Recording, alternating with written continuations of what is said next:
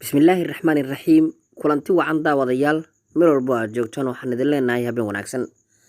waxaan idiin soo gudbin doonaa natiijada kulan ciyaareedkii caawa ay kooxda Barcelona garaacday naadiga Napoli ee Serie A Talyaaniga ka ciyaarta.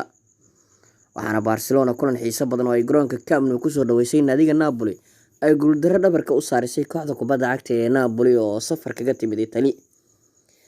naadiga uu hogaamiyo macallin Quique Setien ayaa safkeeda waxa ay kusoo gashay golahayaha reer Germany ee Marc-Andre ter Stegen, Jordi Alba, Clement Lenglet, Gerard Piqué, Nelson Semedo, Frank de Jong, Ivan Rakitic, Sergio Roberto, Antonio Griezmann, Luis Suarez iyo Lionel Messi. shaxdaas adag ayna naadiga Barcelona kaga hortagtay kooxda kubadda cagta ee Napoli. ciyaarta ayaana celcelis ahaan ku dhamaatay 4 gool iyo 2 gool oo ay ku badisay kooxda kubadda cagta ee Barcelona. goolka koobaad waxaa bilowga ciyaarta u dhaliyay Clement Lenglet daafaca reer Faransa kooxda Barcelona oo shabaqa taabtay. waxaana gool labaad oo mucjisadiisa wata shabaqa gaarsiiyay Lionel Messi. goolkii saddexaad ee Barcelona ayaa yimid iyadoo shabaqa uu soo taabtay Luis Suarez kadib rigoore lagu galay Lionel Messi oo ku galay Khalido Koulibaly.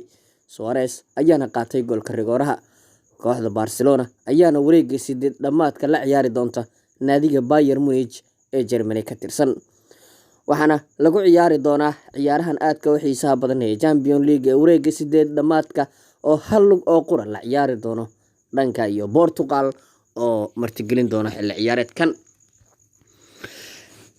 kulan ciyaareedka haddii aan records-kiisa muhiimka ah soo koobnana Lionel Messi ayaa caawa waxa ay u ahayd habeen kale oo muhiim ah isagoo kooxdii 35aad kaga dhaliya tartanka Champions League uu ku wajahay gool 35 kooxood oo kala duwan oo uu Messi wajahay ayuu tartankan kaga dhaliyay goolal aad u fara badan. waxaana ay u ahayd habeen muhiim ah iyadoo mid ka mid ah goolal kale oo Messi laga diiday oo garsooraha reer Turka ciyaarta uu ka diiday.